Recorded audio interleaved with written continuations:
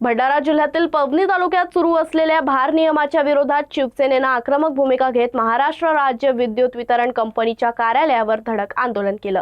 आमदार नरेंद्र भोंडेकर यांच्या नेतृत्वाखाली झालेल्या या आंदोलनात महावितरणाच्या अधिकाऱ्यांचा घेराव घालण्यात आला।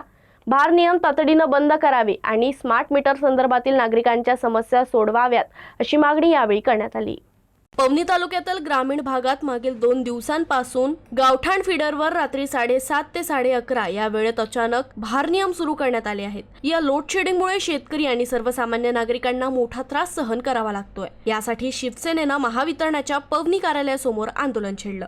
आमदार नरेंद्र भोंडेकर यांच्या नेतृत्वाखाली सुमारे 1.5 तास सुरू असलेल्या आंदोलनादरम्यान महावितरणाच्या अधिकाऱ्यांचा घेराव घालण्यात आला। यावेळी आमदार भोंडेकर यांनी मुंबईतील वरिष्ठ अधिकाऱ्यांशी दूरध्वनीवरून चर्चा करून पवनी शहर आणि ग्रामीण भागातील भारनियम तातडीनं बंद करण्याची तसंच स्मार्ट मीटर संदर्भातील नागरिकांच्या तक्रारींचे निवारण करण्याची मागणी केली। दरम्यान भारनियम तात्काळ बंद न केल्यास शिवसेनेकडून तीव्र आंदोलन छेडण्यात येईल असा इशाराही यावेळी देण्यात आला। आगे बढ़ो, हमारे साथ है।